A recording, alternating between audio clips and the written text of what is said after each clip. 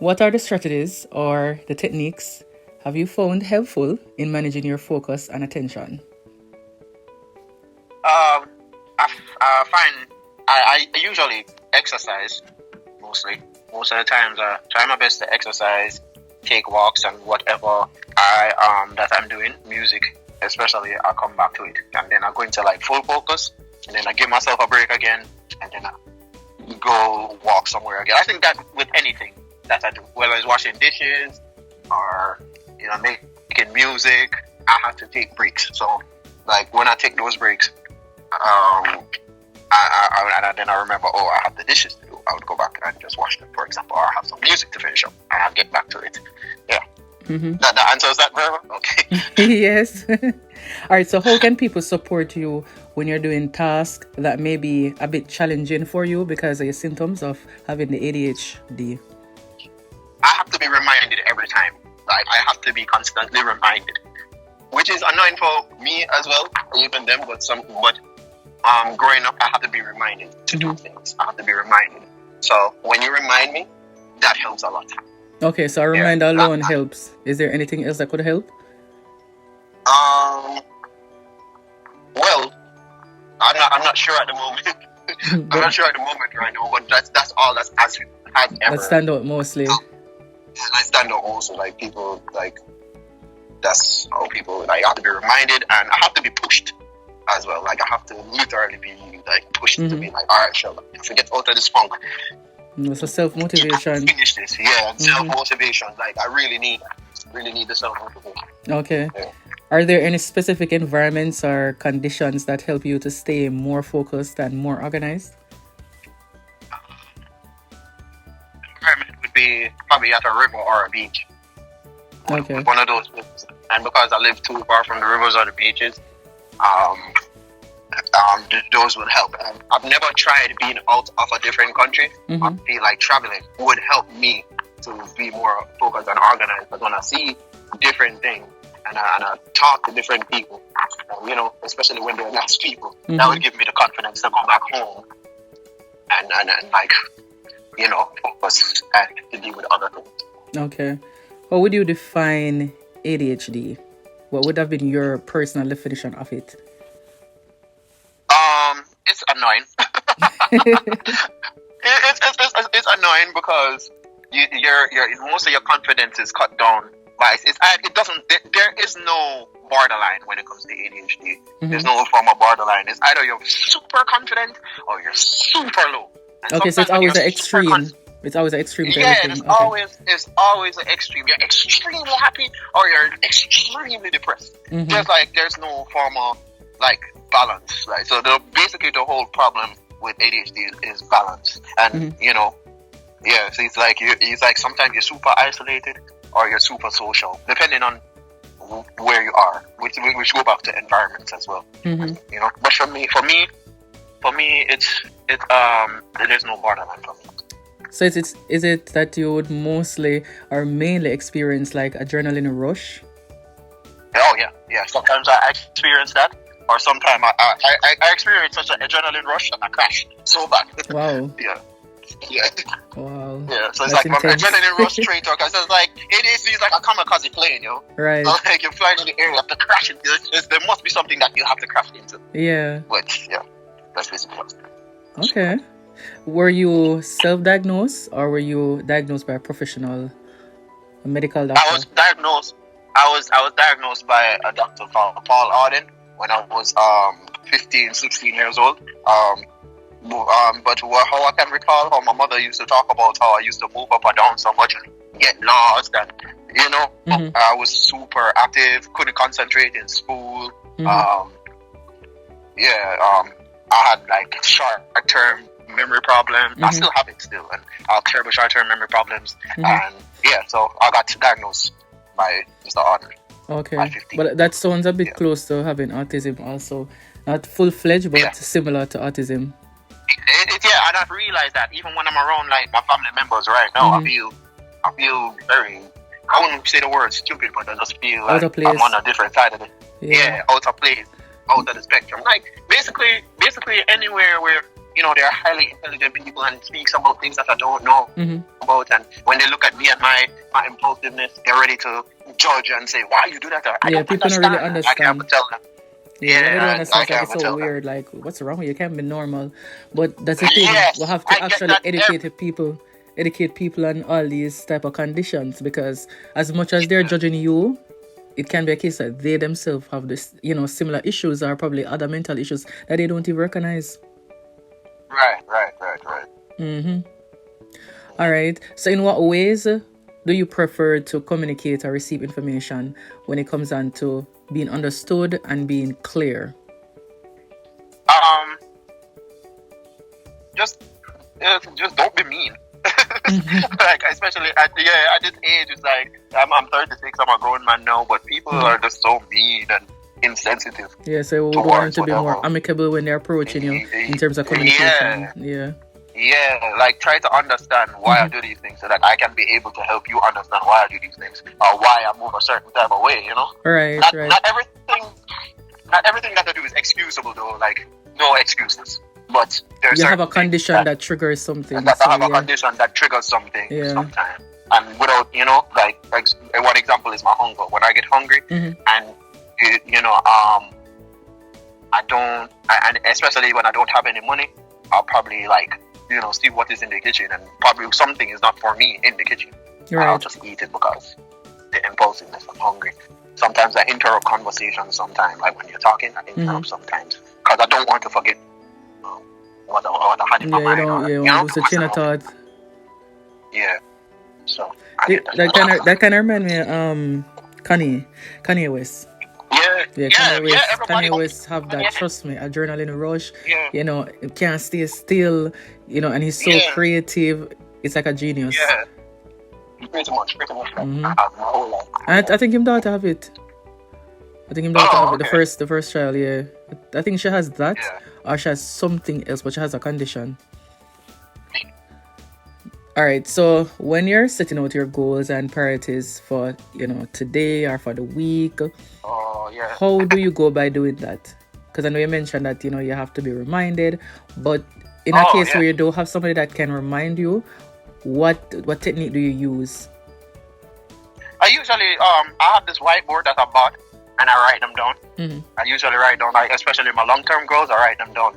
But even some of my, what I forgot to mention is that even some things that you want to do, it becomes such a chore. It's so hard for me to move forward and say, all right, let me just do this. Okay. The confidence to build it. Even something simple like, I have a project to do. I have a beat to make. Mm-hmm. It's so hard, and it's not that I don't have a passion for music or anything. It's just so hard for me to just say, all right, let me finish this. But when I start and I'm actually doing it, and I actually complete it, I'm like, wow, I actually can do this again. Mm-hmm. And then I start doing it. And then I start doing it again for like 3 days. And then the adrenaline just drop once again. Mm-hmm. I don't know. Yeah, it's because of the extreme. You have to be well motivated to do certain things. If you're not well motivated, then you won't have that push to do it. So it's because it's just like a whole extremist type of behavior. So it has to be something that literally is like, this great push. Or else you just not really move to it, just like procrastinate and just leave it and let it be. But procrastination is like my biggest demon. Biggest demon. It's like my biggest demon when it comes to doing certain things right now. Because I'll procrastinate until it's the last moment, like the last deadline, and then I'll hurry up and do something. Or if I'm in a bind, I'll start do something. And other than that, I never really start things early, and then it just depends on how I feel as well too. If I'm in the vibe or my energy is positive, that I'll be able to say, okay, I can do this. But it gets harder every day. Mm-hmm. Are there like certain times of the day when you feel more energized and focused? And when is it the best time you say, I'm going to tackle this specific activity? Okay, so I feel more energized at nighttime. Mm-hmm. There's sometimes I'm just energized at nighttime, or somewhere between like 7 and 9. By the time it reaches 10 o'clock, I get sleepy. 12 o'clock as well, like around like 12 or those times, I start to get working and I feel more energized, especially in the afternoon times. That's when I feel more energized. That is one of the best times I tackle activities, or if I want someone to be over, want to do music, that's when those are the best times when I want to attack everything.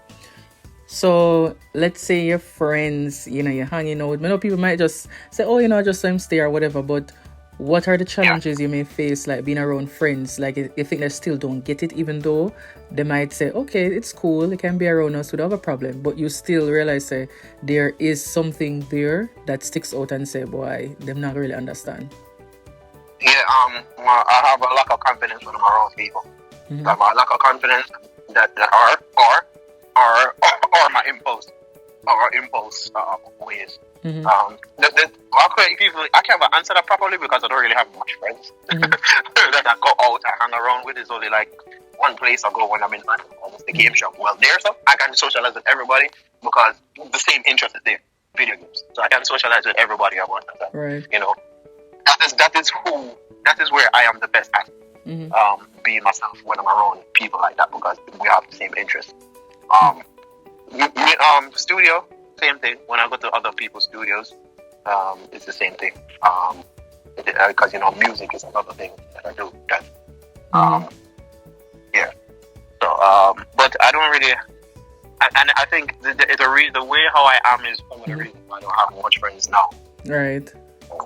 I was just about to ask if that would have been the reason for not having such a lengthy list of friends. But yeah, that can affect the situation because people are not so understanding and they're not so patient. Yeah. It's like, if you know the game, they can't bother wait for you. It is very rare that you actually have somebody say, all right, man, I try to understand this person, their personality is like this. So let us try to find out what can we do to actually make this person feel, fit in and not force our tolerating them. Yeah, what is my main thing? The main problem in my life is that I'm a late bloomer. You see me? I'm like, that's what with ADHD. I'm a late bloomer. So there's a lot of things in life that other people learn, especially at my age, that I've been supposed to learn and understand, and I catch on very late. So and there are still things that I really need to learn in my life where what adults are already doing. I probably have no idea what our adults doing right now.